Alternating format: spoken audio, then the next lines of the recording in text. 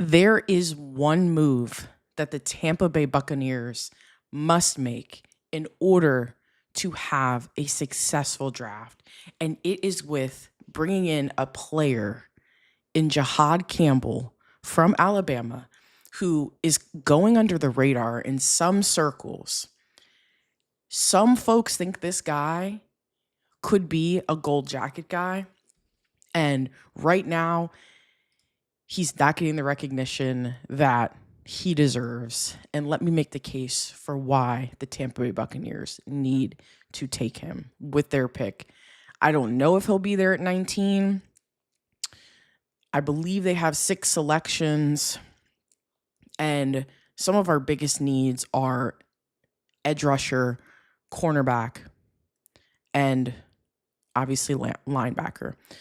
With the way we got shredded in pass coverage last season. So with KJ Britt being gone and SirVocea Dennis, one of our former draft picks from a few years ago, him being like perennially injured, we have that major concern. We need a guy to get to the quarterback, and we also obviously need some depth behind Jamel Dean, who's had a ton of injuries, and with the loss of Carlton Davis, obviously, Jordan Whitehead. But yeah, so let's make the case for Jihaad. So he has elite lateral range. He is extremely explosive. He moves he moves like a gazelle in space. If you watch some of his highlights, it is clear that this guy is absolutely a can't miss prospect. He has fallen a little bit in some of these mock drafts because of I guess some injury history that he's been dealing with. And as I was doing some final draft analysis before hopping on here, I just, this is the guy. Like, this is the guy for the Bucs. I understand there is a pivotal need for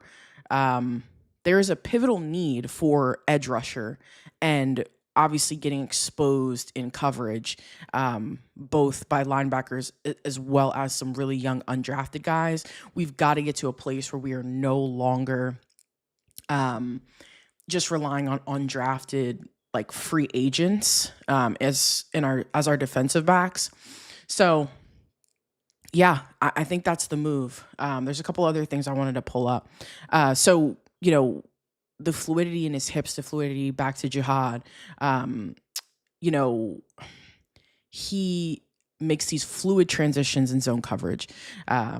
He had 9 pass breakups in 2023. And, you know, Todd Bowles talked about wanting ball hawks, right? There was a lack of takeaways last season that, you know, that's been a pivotal part of the Bucs' success, and ultimately our, you know, let's see here.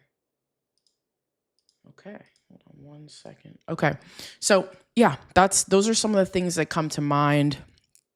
Some people think that the best fit for Campbell is with the Rams, who surprisingly have done super well with really pretty lackluster linebackers for a few years now. But yeah, I mean, Campbell is 6'3", he's 235. He can be the pass rushing threat that we need in order to kind of take us over the top. You know, Lavonte David is at a place where he's playing year to year now in terms of, is he going to retire? There's been a slight drop off, but, you know, Lavonte is still best in class as far as I'm concerned. You know, a Buccaneers legend, but we've got to start coming up with a contingency plan. And I would love to see the Bucs even trade up and secure a guy like this, because you're getting the versatility of not only a really great player, but, you know, a really great linebacker.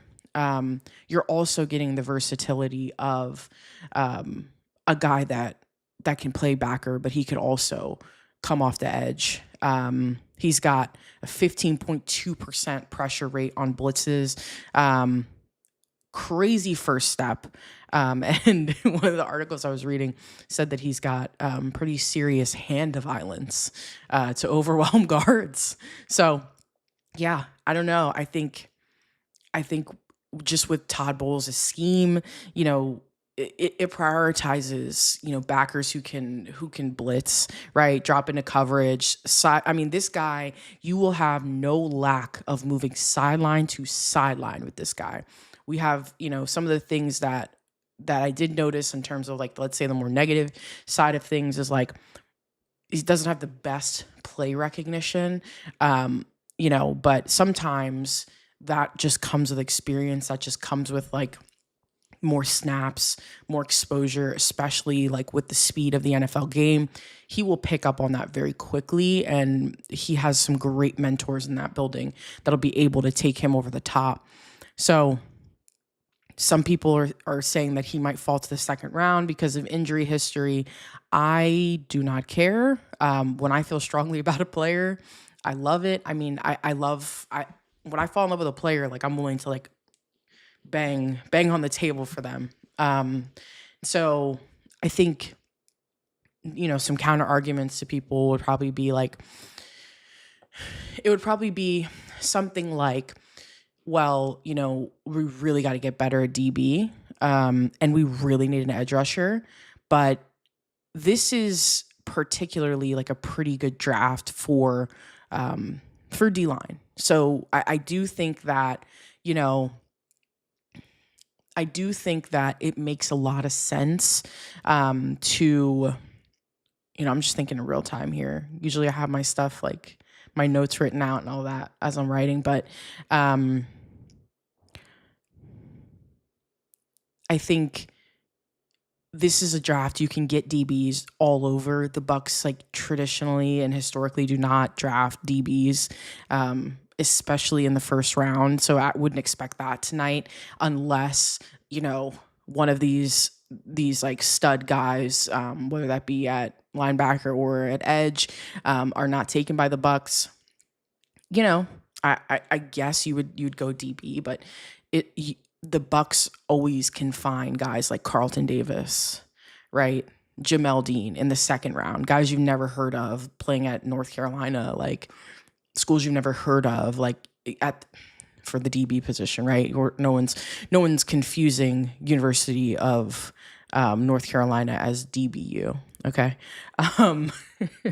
But yeah, I don't know. I think you can get these other premier positions throughout the draft, right? Like we know it's not a blue chip draft. So I think ultimately,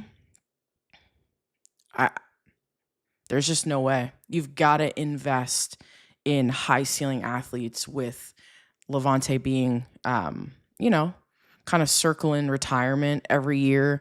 I think, you know, you don't quite know what you're getting with Hassan Reddick. You know, Yaya Diaby's no scrub off the edge, but, you know, you do need a closer.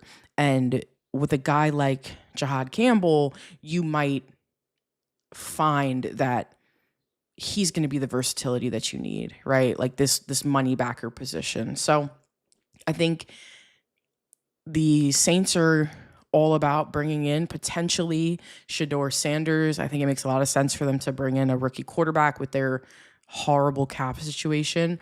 So yeah, draft starts in 1 minute. Enjoy. Tampa Bay, don't let me down. Jason Light, you're the GOAT.